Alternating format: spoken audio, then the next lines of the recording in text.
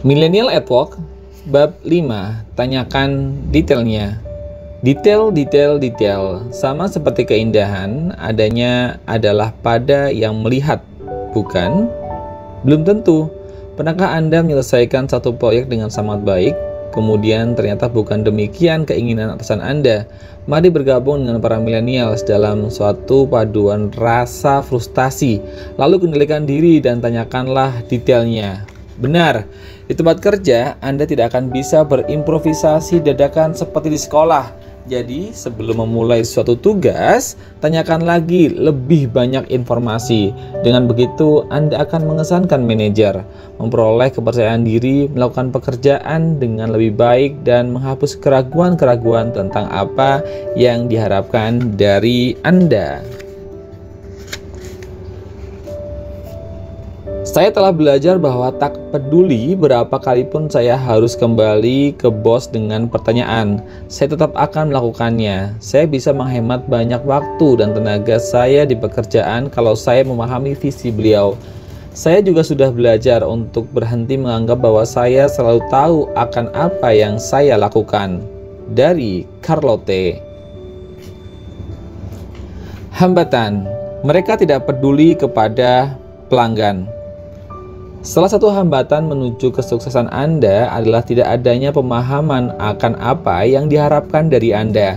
Ketika di sekolah, ada silabus yang menggambarkan apa yang diharapkan, tenggat waktu dan tugas-tugas, serta detail penting lain yang diperlukan untuk menjadi sukses. Di tempat kerja, Anda beruntung kalau deskripsi pekerjaan itu tepat dan lupakanlah mengenai silabus itu.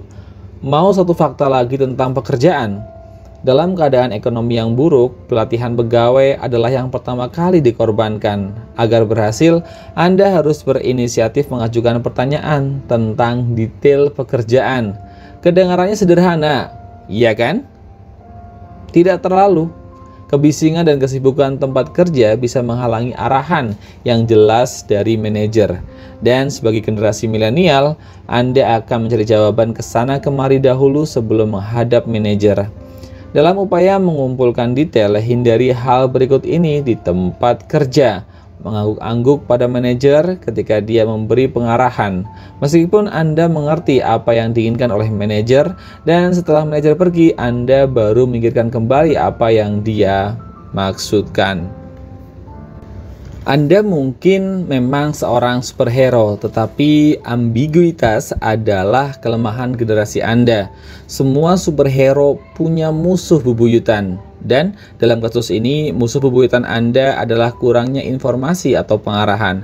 Para milenial mengharapkan dukungan. Anda berharap setiap manajer bisa memberikan arahan yang jelas, sumber daya, dan umpan balik yang berharga. Lagi pula, memang itu pekerjaan mereka. Ketika kami melatih para manajer, kami mengatakan bahwa cara terbaik melucuti pekerjaan milenial atau kekuatan milenial adalah dengan bersikap ambigu. Tidaklah realistis bila mengharapkan bahwa manajer Anda akan bisa mengantisipasi semua detail yang Anda perlu ketahui. Dan, tidaklah realistis bila mengharapkan bahwa manajer Anda akan bisa mengantisipasi semua detail yang Anda perlu ketahui tentang suatu tugas. Mereka mungkin tidak mengetahui semua detail yang Anda perlukan. Mereka mungkin terlalu sibuk dengan proyek mereka sendiri. Mereka juga mungkin tidak mempunyai keterampilan manajemen yang diperlukan, atau mungkin mereka mengira bahwa Anda tidak peduli. Para manajer menganggap generasi Anda sebagai generasi yang cuek, yang kadang-kadang ceroboh, kurang komitmen, dan hanya berusaha setengah hati dalam proyek-proyek yang tidak mereka anggap penting. Beberapa manajer yang kami wawancarai memakai kata peduli ketika menyatakan rasa frustasi mereka dalam bekerja dengan generasi milenial.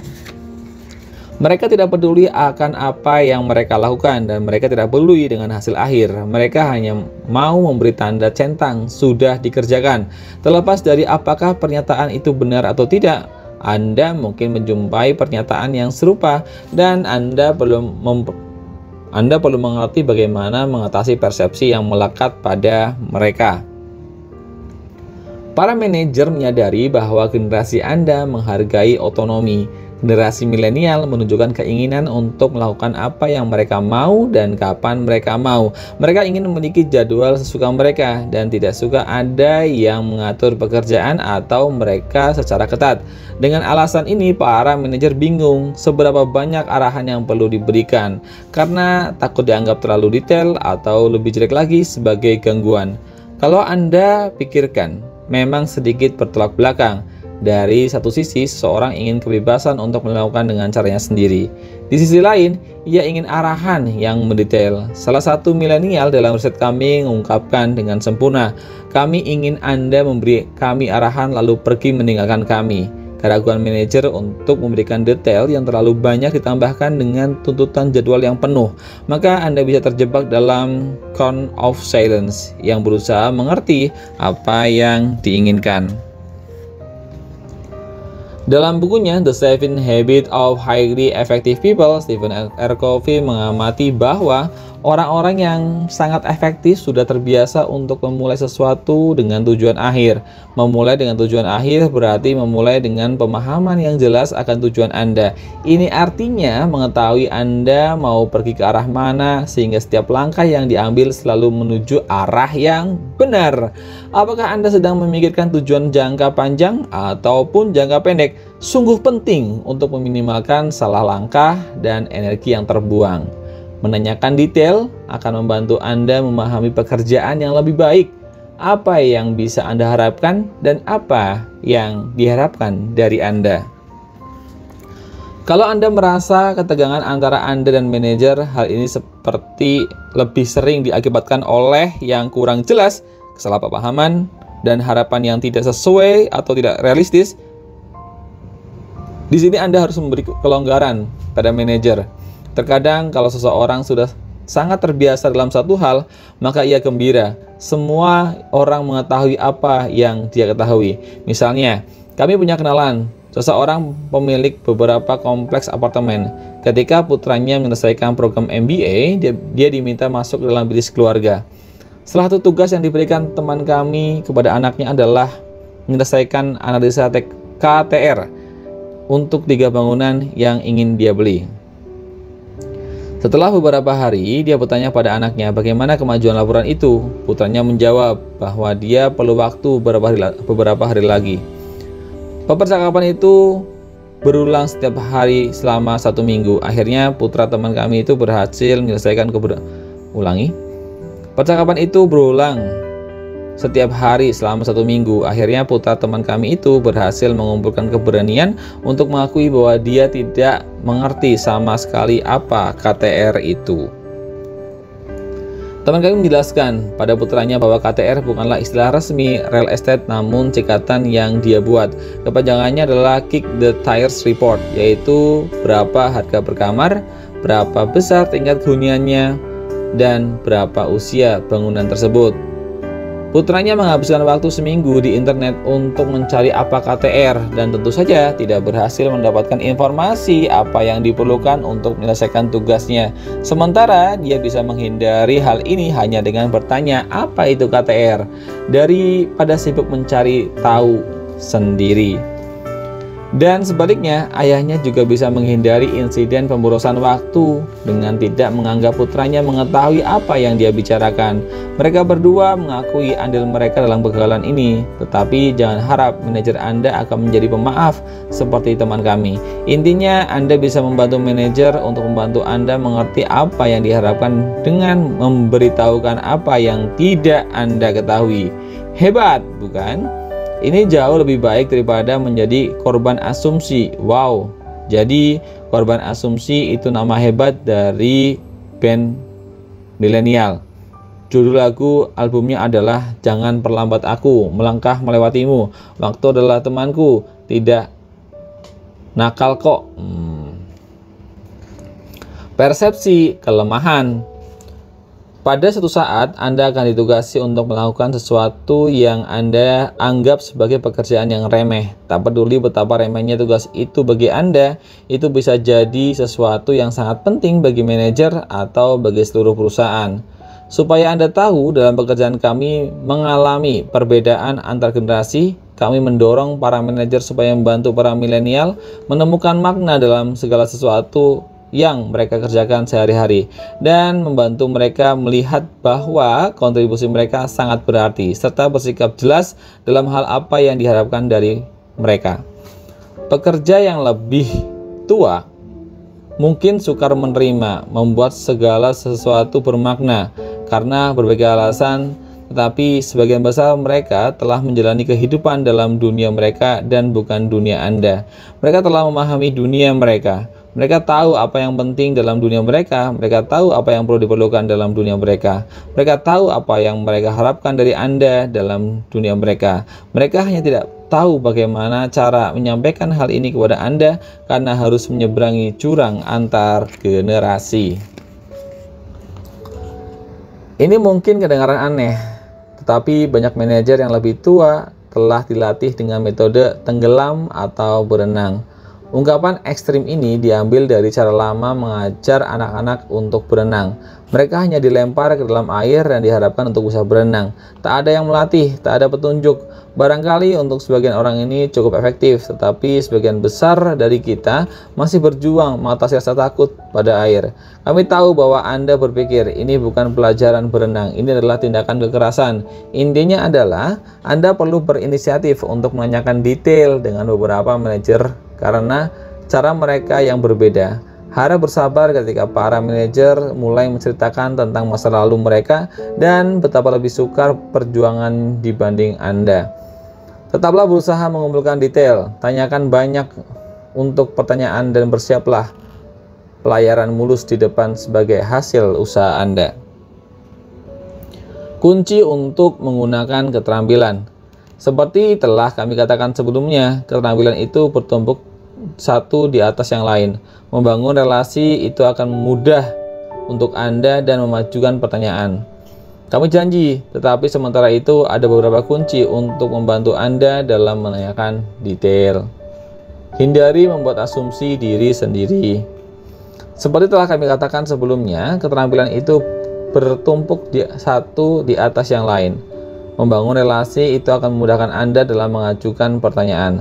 Kami janji, tapi sementara itu ini ada beberapa kunci untuk membantu Anda dalam menanyakan detail. Hindari membuat asumsi diri sendiri. Kita sudah membahas bahwa para manajer bisa berasumsi tentang betapa baiknya mereka telah mempersiapkan Anda. Tetapi Anda juga bisa menjadikan diri sebagai korban dengan asumsi Anda sendiri. Jangan berasumsi bahwa Anda bisa mencari tahu segalanya sendirian. Mungkin Anda memang hebat, pasang lagu Mars dan kembang api di sini. Tetapi buat apa menambah stres dalam kehidupan Anda? Selipkan aspirin dan es krim Ben & Jerry di sini. Jangan berasumsi bahwa manajer Anda mengetahui apa yang Anda harapkan dalam hal dukungan, sumber daya, dan pengarahan. Kalau tidak, Anda akan menjadi korban dari asumsi diri sendiri. Korban asumsi diri sendiri, wow, itu nama hebat untuk band milenial. Bawa sini jago gitarnya. Daftar lagu dalam album ini adalah Pasir Isap, Jebakan Karir, Lagi-lagi Manajer Mania, Siapa Tahu Itu Bukan Aku, dan Stres Adalah Temanku. Terimalah resikonya. Satu-satunya pertanyaan yang bodoh adalah pertanyaan yang tidak diajukan. Wah, ini kutipan yang memberi dorongan. Ini telah mendorong banyak sekali pertanyaan hebat yang diajukan. Ini juga menukik langsung pada alasan mengapa kadang-kadang kita sukar untuk menanyakan sesuatu. Karena kita tidak mau kelihatan bodoh atau kurang informasi. Kenyataannya adalah bahwa bertanya itu beresiko. Kita semua pernah menyaksikan bagaimana seorang yang berniat baik dan bertanya lalu ditertawakan oleh semua orang. Seperti seorang wanita yang memesan makanan di restoran dan bertanya, apakah kentang panggangnya dipanggang?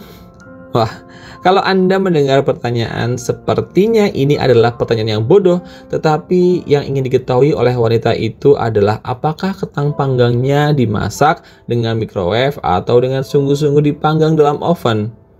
Ini pertanyaan yang baik untuk seseorang yang suka kentang yang dipanggang di oven dan yang tidak suka makanan yang dimasak oleh microwave. Lebih baik ambil resiko menanyakan pertanyaan yang kedengarannya bodoh daripada membuktikan kebodohan dengan melakukan pekerjaan yang salah atau dengan memakan kentang yang dimasak dengan microwave. Tentukan akan kemana. Jelas sekali bahwa manajer Anda adalah tempat yang baik untuk mencari detail. Tetapi Anda juga bisa menemukan orang lain dalam organisasi yang bisa membantu Anda. Coba identifikasi orang-orang yang telah menguasai pekerjaan atau tugas yang serupa dengan tugas Anda. Dan bangunlah relasi dengan mereka. Banyak rekan kerja Anda di tempat kerja yang memiliki tacit knowledge, yaitu pengetahuan yang tidak tertulis. Tidak langka namun sangat berharga. Pengetahuan jenis ini hanya bisa diperoleh melalui pengalaman dan tersimpan dalam kepala seseorang. Anggap tacit knowledge sebagai bagian gunung es yang berada di bawah permukaan air. Ini merupakan bagian terbesar dari apa yang diketahui oleh seseorang dan merupakan kerangka tersembunyi yang memungkinkan adanya pengetahuan eksplisit, tetapi tidak mudah diakses atau dilihat. Satu-satunya cara mentransfer tacit knowledge adalah melalui relasi. Yang menarik adalah setiap orang memiliki tacit knowledge. Coba ingat terakhir kali Anda terjebak dalam kemacetan. Anda mungkin memikirkan 3 pilihan yang berbeda dalam waktu kurang dari sedetik sebelum memilih jalan alternatif.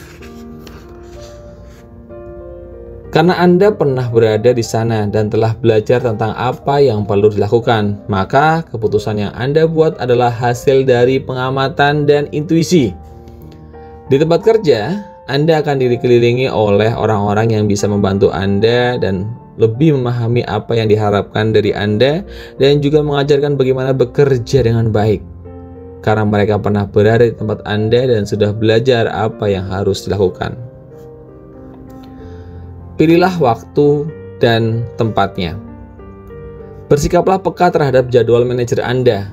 Meskipun berniat baik, sungguh membuat frustasi kalau orang berkata bahwa mereka punya waktu untuk bicara, padahal sebetulnya tidak demikian.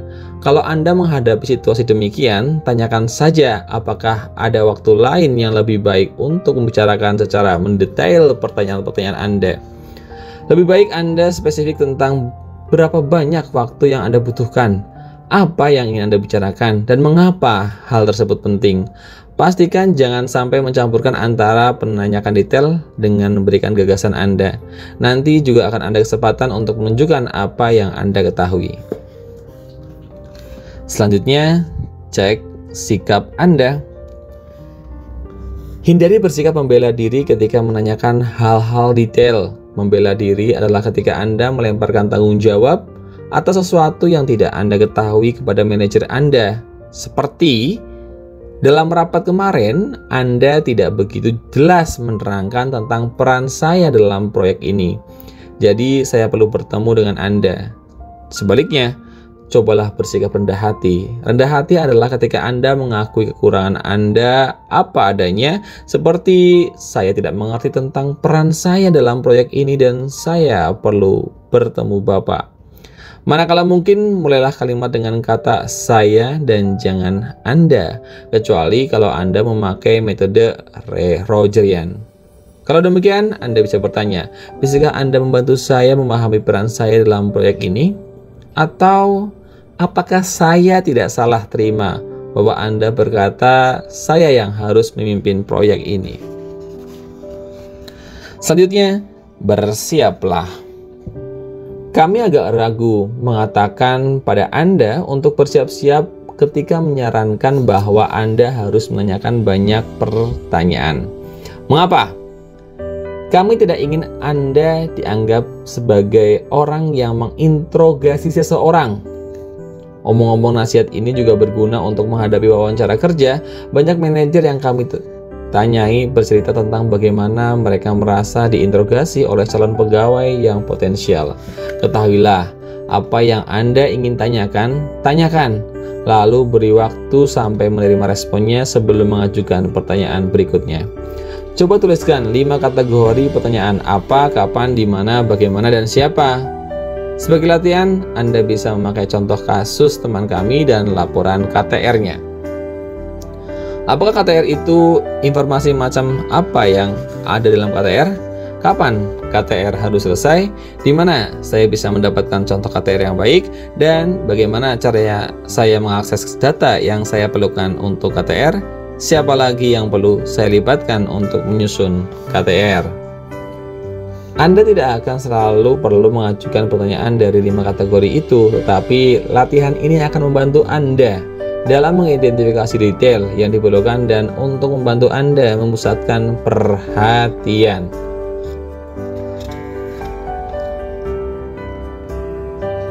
Selanjutnya, tuliskanlah. Seperti Anda, kami juga kagum pada para nelayan restoran yang bisa menerima pesanan makanan tanpa menulisnya dan tidak melakukan kesalahan apapun. Apakah mereka robot? Banyak dari kita yang mengira bahwa kita bisa juga mengingat berbagai detail, tetapi ternyata kita berdiri di bagian makanan beku di supermarket sampai menggaruk-garuk kepala karena tidak ingat mau membeli apa. Oh iya, waffle atau kacang polong. Betul, kalau Anda menerima informasi detail dari manajer atau dari sumber lainnya, pastikanlah untuk memasukkan informasi itu ke dalam smartphone Anda, iPad, atau buku catatan Anda. Lagi pula, hal ini memberikan kesan yang baik bagi manajer Anda. Ada satu perasaan yang ajaib bila seseorang mencatat ketika Anda berbicara. Dalam saat-saat tertentu, Anda mungkin bisa bertanya apakah boleh merekam percakapan itu? Inilah kebiasaan pada saat memberikan wawancara, dan ini bisa membantu Anda berfokus hanya pada percakapannya. Kalau Anda belum membangun relasi yang bagus dengan manajer Anda, maka janganlah merekam percakapan dan mengizinkan videografer Anda mengunggah percakapan itu dalam dokumentasi diri dan di YouTube, setidaknya untuk sementara ini. Bertanya lebih awal dan sering. Konfirmasi yang tepat, waktu yang penting dalam menanyakan detail. Jadi meskipun Anda sudah berlatih dalam segala hal yang kami sampaikan, masih ada hal yang bisa berubah. 9 dari 10 kali akan ada perubahan. Rencana berubah, anggaran berubah, proses berubah, prioritas berubah, harapan berubah, dan bahkan orang pun berubah. Maksud pikirannya yang berubah. Tidak ada salahnya bertanya lebih awal dan sering untuk memastikan bahwa Anda memiliki detail yang penting. Tidak seperti jamur atau vampir, Anda tidak mau dibiarkan berada dalam kegelapan.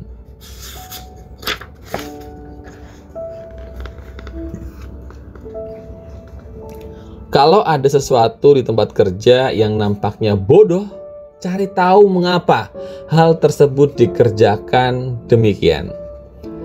Jadi pada dasarnya, bos Anda tidak akan memberitahu segala yang perlu Anda ketahui. Ambillah tanggung jawab dalam hal detail yang tidak mereka berikan. Salah satu hambatan yang mungkin Anda jumpai di pekerjaan Anda tidak memahami apa yang diharapkan diri Anda. Apa yang Anda pandang sebagai otonomi dilihat manajer sebagai kebebasan yang berlebihan. Dan disinilah diperlukan langkah-langkah keterampilan untuk bertanya secara detail untuk mencegah kekacauan.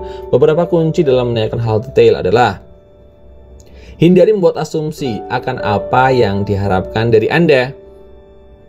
2. Terimalah resiko yang datang karena mengajukan pertanyaan, terutama kalau merasa bahwa Anda seharusnya sudah tahu jawabannya. 3. Identifikasi orang-orang dan sumber daya di dalam organisasi yang bisa membantu Anda menemukan informasi. 4. Pilihlah waktu dan tempat yang tepat untuk pembahasan hal detail dengan manajer Anda. 5. Kendalikan sikap Anda. 6. Bersiaplah. Pahami dulu pertanyaan yang ingin Anda ajukan dan catat baik-baik jawaban ketika Anda mendapatkannya. Dan terakhir, jangan menunggu sampai terlambat. Bertanyalah lebih awal dan sering. Sedikit usaha dalam bagian ini akan menghindarkan Anda dari banyak kepusingan di masa depan. Kalau Anda mengetahui apa yang diharapkan dari Anda akan lebih bisa mendayagunakan bakat Anda dan menjadi berkesan bagi orang lain. Terima kasih. Dilanjutkan ke bab 6.